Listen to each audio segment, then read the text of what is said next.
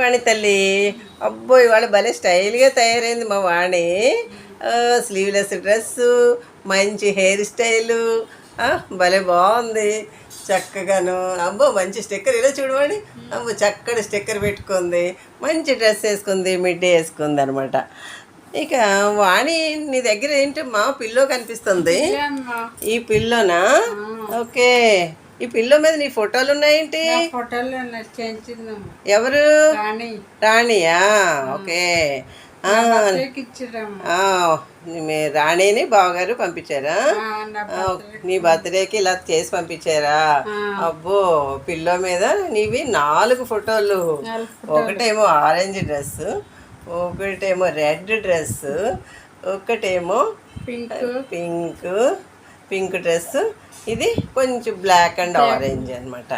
అబ్బో, దీని మీద ఏం రాసిందో చూద్దామండి. Happy birthday వాణీషు.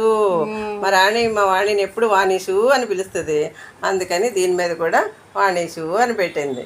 నీకు బాగా నచ్చిందమ్మా ఇది?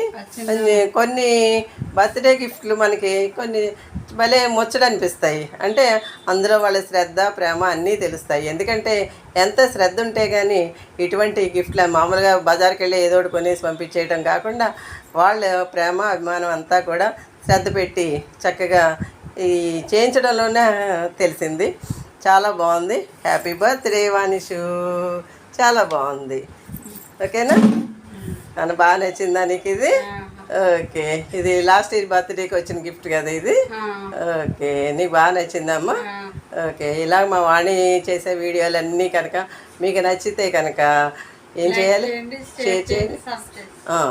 ఇంకా మీరు కనుక మా వాణిని ఇలా ఎంకరేజ్ చేస్తూ ఉంటే కనుక మా వాణి ఆరోగ్యము ఎంతో ఎన్ని సంతోషమే సగం బలం అంటారు కదా, అలాగా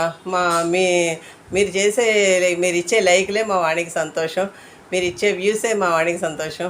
అందు గురించి మీరు ఎప్పుడు ఇలా ఆశీర్వదిస్తే కనుక మా వాణి ఆరోగ్యం కూడా ఇంకా చక్కగా ఉంటుంది. ఇలా నవ్వుతూ బోల్డ్ వీడియోలు చేస్తుంది. చెప్పమ్మా. Thank you.